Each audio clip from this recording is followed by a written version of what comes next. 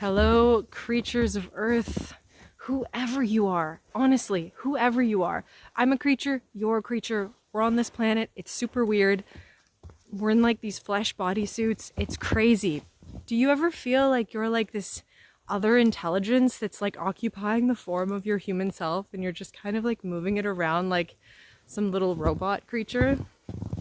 I think a lot of us feel that way. We're just like perceiving this strange, weird dream together.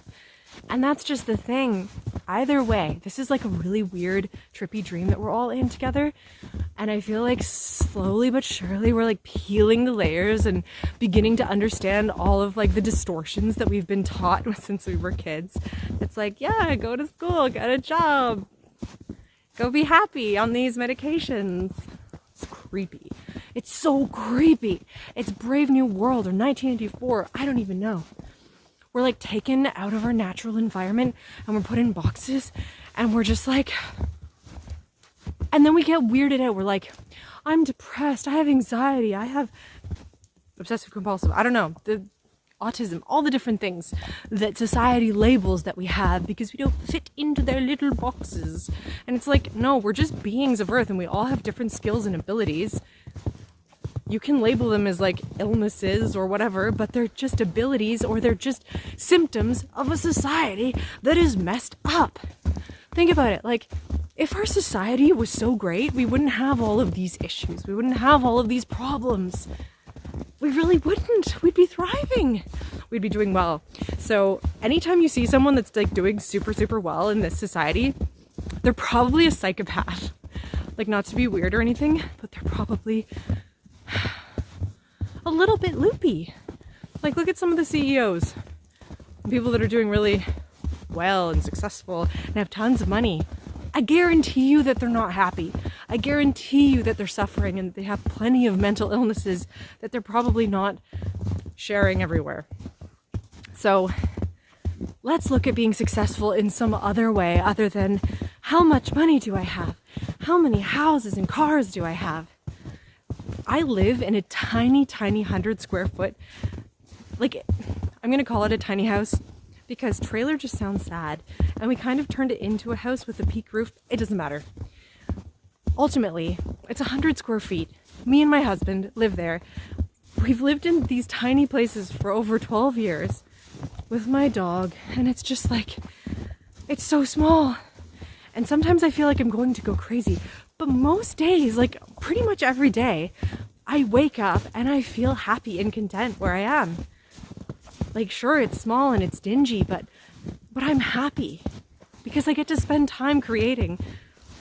That's why a lot of artists I feel are super poor and stuff in the beginning, because if they lived in these giant mansions and castles and stuff, they wouldn't have room to dream. Like, think of J.K. Rowling. I know some people are pissed at her, and that's so fair. That's so fair. I'm not saying that she's whatever. My point with her is that, you know, she started writing Harry Potter on napkins, working at a coffee shop, right? She didn't have it all. Now she has it all and whatever. But I'm saying, like, you start small and dream. So sometimes when I go to my trailer, I'm like picturing it as this beautiful little stone cottage in the forest. And I just imagine the door handle to be like this beautiful, like, silver door handle with like elven designs on it and like this beautiful oak door when it's like really this shitty like tin door that's falling apart. And I just imagine it, and it's like, this is probably what people in prison do. They're like, they get to use their imagination. And it's just crazy that like so many of us have lost touch with our imagination and we don't get to use it as much. We're trapped in the world of likes and subscribers and whatever, and we're like trying to get our dopamine hits in all of these ways, but you can get your dopamine hit just by closing your eyes and doing some deep breathing. Like, it's wild. So I really want to get into talking about passion and talking about what it makes, like how you can create your own joy and learning to follow your soul and what your heart is telling you and trusting your own being and not listening to other people's advice all the time. And I know that I'm saying how to do it, but that's just like, it's up to you. I'm just saying, I'm going to offer you the recipe and you can make your soul cookie and you tell me if you like it. So let's get into that. Or you can leave if you're not enjoying the video, but if you are, you can like it, you can subscribe, or you can comment something nice or nasty. I don't really care, because I am giving out love no matter what. So you can say whatever you want, and yeah, like, it's not gonna faze me. It's just gonna go over my head. Just, yeah. Anyway, let's get into it. There's so many people in the world, I feel, who seek to tell us what it is that we should do, or what it is that we can do. But to know what you're truly capable of, here I am telling you, you have to really start to listen to what it is that you truly feel is you. Without all that conditioning, without all of those rules and regulations that have been put upon you by what your parents taught you, what society taught you. It's learning to feel your spirit. That soul that's inside of you. That thing that when you were a little kid just wanted to express itself. And I'm sorry if the camera is rocking or making noise. It's sometimes hard when you're walking. And in the past couple weeks, I've really started to feel like I can sense almost the texture, the color, the sound, the energy that is the soul of this being. It's like I can feel it like a shadow just behind me, and it's just like waiting to like reunite and re-alchemize with me or something. And when you go through all these different hardships and traumas in your life, you start to feel so separate from yourself, right? You start to feel distant from the truth of what you are. But really, it's that you're going on an adventure to recover the pieces. You know, when Frodo and Sam, they have to go to destroy the ring, right? They find out so much about what they're capable of and who they truly are. As they go on this journey, they see how capable they truly are. And they learn about all the different pieces of themselves. So sometimes it is those darkest moments that really bring us into the light. Not to sound cliche. So do you ever wonder what it is that you're meant to do? Do you ever wonder where it is that you're meant to go and shine in this world? Do you often feel like you're only valued because of your productivity? Do you feel like there's no point sometimes to being here? Unless, of course, you can be some sort of cog in the machine, right? We all are drugged on this coffee and alcohol and all these different medications to try to stick us into this never-ending cycle of productivity. But imagine if we could trust something deeper than that, if we could trust that our soul would always guide us in the right direction. Then we could stop and actually step away from these horrid routines and these horrid jobs that are literally sucking the life out of us. Like, there are plenty of people in the world who just want to die because they're not living their soul expression. They're not living the truth of what they are. And plenty of human beings, like what do humans want? What do they crave, right? You look at Maslow's hierarchy of needs. You crave air, you crave food, you crave shelter, you crave love. Those are the things that humans need. But then above that, there's all of these like other elements where we want to ascend and we want to commune with the godly and create, right? You can't create if you are starving. So there's all these levels. And so just imagine if you had this voice inside of yourself, always there, always willing to tell you that you were on the right track. And the coolest thing about this is that you actually do have that voice, but you've been trained since you were a little person to not listen to it, to say that, oh, that's just an imagination. And an imagination is something that's maybe not true or false or something like that, or an illusion. But no, your imagination actually has and holds all the keys to unlocking your inner voice. That being that longs to communicate and longs to guide you where you're meant to go.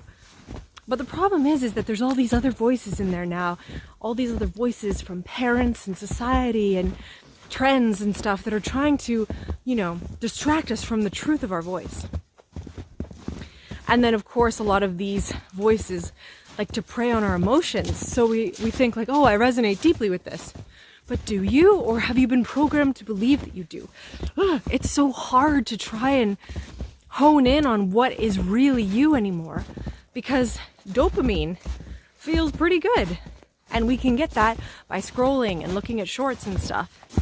But how can we actually find something that resonates with us, that's actually our higher self communing with us and telling us, yes, that's where we're meant to go? Some spiritual gurus would say it's in the passion. It's in that thing that lights you up. And so if you can feel passionate about something, whether it's like making dinner or cleaning or going to the store one day randomly or sitting down and starting a piece of artwork or taking a shower, going on a walk, it could be anything. But whatever it is, whatever that thing is that's inspiring you in that moment, that's lighting you up, follow it and go with it. And then you can really start to just like feel out that passion and feel out where it's actually coming from and where it wants to take you. So I was actually trying a little experiment today. Oh, this snow is really deep. It's so beautiful here. So I get distracted. The experiment was, I will just see what comes into my head. What are all the things that I want to actually do in my life? What are the things that bring me passion? What is my highest goal? And then I thought, okay, the thing that I'm most passionate about is actually creating a life of freedom, a life where I can actually follow my passion at any given time. So it's a life where I don't have to be beholden to other people's wishes, other people's expectations. I can actually focus in on my own being inside and say, okay, where is it that the compass is guiding me? Where is it wanting me to go? So I was really thinking about it today because I had a day to just kind of, tune in. I'm like, okay, what do I want to do today? And I was like, okay, I really want to sit with my form and take care of my body. Like I want to do some yoga. I'd like to do some meditation, maybe take a shower, some basic things really. And that was able to ground me. And then I thought, okay, then what? What's really inspiring me? And it's hard, like it really shifts. I played the piano for 5 minutes and then I was like reading this novel that I'm working on for 10 minutes. Anyways, I don't want to bore you, but that's the point. Just go with it. However long you can, for however long that passion sticks with you, just go with it and see where it takes you. It's so interesting. And that's the thing. You may not actually know where it is that you're going. It's kind of like you're on a wild goose chase in a way, but your higher self, the being that can see all the different layers of your soul's potential, knows where you're going. And it knows what highest excitement to bring to you. And that's part of it. If you are resonating if you are vibrating at a frequency of excitement and joy, or if you're passionate about being passionate, you're going to attract more and more of that. Sorry, I got temporarily lost. So I just wanted to be able to commune with whoever feels like watching and just say hi and send love from the woods. How are you being on the other side? What is it that you want to create? What is it that you want to be? Because I believe that anything is possible for you. I really do. Why would you believe otherwise? Whose belief systems are telling you that you can't create your reality and that you can't dream any dream? Because who wants to believe something like that? I want to believe that anything's possible, no matter what it is. I want to believe that you can manifest your dream love, that you can manifest your dream living situation, that you can manifest a world where you can just create and inspire other people. You can live in a world that's not filled with fear and hunger and pain and violence. You can live in a world of beauty and of joy and of laughter and communication and bliss. And it's hard to maybe feel all those things when, like, imagine living bliss without ever having known fear or pain or suffering, well, the bliss maybe wouldn't feel as sweet. So the fact that we've been able to experience all of these struggles and hardships is really going to allow us to enjoy the beautiful dimension that we're headed for. This dimension of joy and of expression. We're going to be able to share so much love with so many people. But we really had to go through the darkness. We had to really experience that. I don't know if so many of you are feeling like your karma is just slowly but surely being released. More and more of us are releasing that density that's been holding us down. And as we do that, as we all alchemize our own vessels, so too can we alchemize the consciousness of this planet, of humanity. Because humanity has so much power and ability to shift the way in which our world is going, right? Those who have the ability have the responsibility, and therefore humans have that responsibility to try to shift what's happening here. And yeah, we seem to be taking a lot of wrong turns, but that's maybe because we can't see all those higher level decisions that are being made by our oversouls and by our spirit teams that really know what's going on. So it feels so much of the time like we just have this amnesia, that we're just like lost in this like jungle, and we're just meant to kind of find our way. But I think that we're warriors. We're warriors that we're sent here with amnesia, and we're slowly uncovering who and what it is that we are. And we're uncovering our power and our ability to be agents in our life. You know, we're like secret agents, able to like create a reality. Oh, sorry, I just need to like commune with this tree. Oh, the moss is so nice. There's something so magical about dew on the moss. It's the little things. So it's this beautiful, mysterious day in the forest, and I am just so grateful to be able to connect with you, whoever you are, whatever you are, whatever it is that you want to become, whatever it is that you want to express. I feel grateful to be able to connect with you and commune with you in this beautiful expression of life. So what is it that you want to create in your life? What is it that you want to manifest? Who do you want to be? Like, first ask yourself, are you content in the reality that you're in right now? If yes, then that's great. That's awesome. Keep doing what you're doing. If you're not content in the reality that you're in right now, ask yourself why. And maybe write down a few of those answers to your question. So once you have your questions written down, I want you to really look at each one and say, what is it about this particular thing that's making me so unhappy? Because we really have to look at all of these little pieces. These are all belief systems. These are all things that we believe about ourselves to be true and that are keeping us stuck. So for example, maybe one of the things is, I'm unhappy because I hate my job. You know, that's a really big one. Lots of people hate their job. I really am upset because I hate my job. Why? Because my job is soul sucking and it makes me have to get up at these horrible hours, and that's why I hate it. Why do you have to go to this job? Well, I have to go to this job to pay money and support myself and my family or whatever. Why do you believe that you have to have this job in order to support your family? What would happen to you if you thought in your mind about the perfect, ideal career or job or whatever?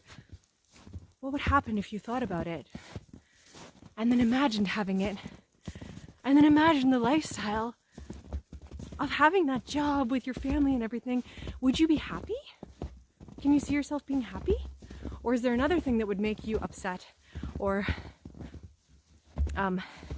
depressed, or something that wouldn't bring you joy? You know, you have to look at all of the things, because it could be something deeper than just your job. It could be the fact that you don't feel worthy of income, that you don't feel worthy of abundance. And so no matter what job it is that you get, you'll always feel like you're not worthy of it, or that you're not, I don't know, in the right place to attract it. You really need to enter into a state of knowing that you deserve it, of respecting the being that you are and loving yourself, because the moment that you love yourself And I'm not talking about like in an egotistical way of like, oh my gosh, you're so beautiful today. No, I'm saying like really loving all the pieces, all the pitfalls, all those things that you did, loving each part, forgiving yourself for saying yes to this mission, this fucked up mission on earth. You can forgive yourself for that. And say, hey, at the end of the day, you've got you. You've got you to take care of you. And if you don't feel like that is possible, like maybe your being doesn't feel like it can even take care of itself, then you have to ask yourself why.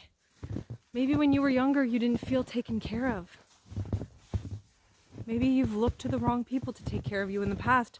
Maybe you've done things that have made you distrust yourself. But building trust is something that takes time, and you can start now. Pick one little thing during the day that you can do that can really help yourself. Whether that's today I'm going to clean the dishes, or today I'm going to write 3 sentences of my book, or today I'm going to sit down and paint for 10 minutes, whatever it is. It can be even as small as I'm going to clean my desk off. Start with that. I'm going to clean off my desk. You have to take steps. Because if you try to build trust in a day and say, I have to do all these things and then I'll believe myself. No, you have to start small. You can't just set this huge stage for yourself. These expectations are going to kill us. But you can create the dream reality. It just takes time. You need to build that trust in yourself, and slowly but surely you can start to live this life that you dream of, step by step. Taking those actions that your dream self would take. Having the belief systems that your future self who has that dream life would believe. What do you need to believe about yourself in order to feel the way that you do? That's a good question to ask yourself. If you're feeling badly, what do you believe about yourself is true to make you feel the way you do? You can change that. You can shift it.